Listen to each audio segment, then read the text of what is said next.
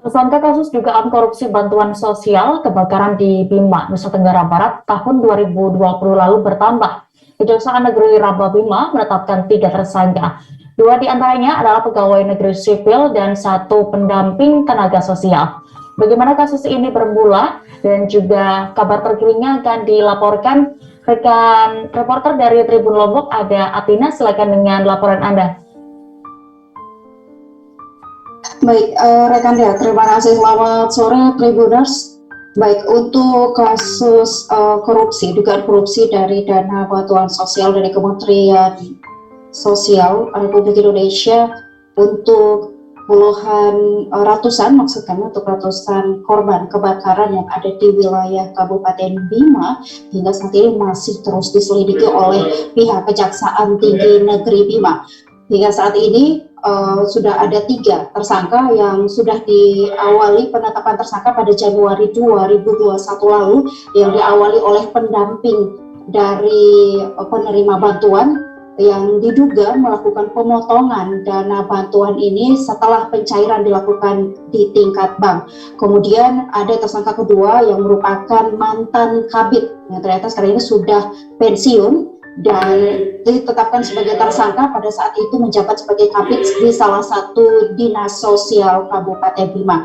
Dan baru-baru ini tersangka terbaru yang ditetapkan oleh pihak Kejaksaan Negeri Bima yaitu mantan Kepala Dinas Sosial Kabupaten Bima yang berinisial S alias AS yang kini menjabat sebagai asisten 1 pemerintah Kabupaten Bima. Hingga saat ini yang bersangkutan yang menjabat sebagai asisten 1 ini masih aktif bekerja karena pihak pemerintah kabupaten yang baru saja kami konfirmasi mengatakan hingga saat ini belum menerima salinan penetapan tersangka atas AS, sehingga belum ada tindakan yang bisa dilakukan oleh pemerintah, baik itu pencopotan jabatan maupun pemberhentian.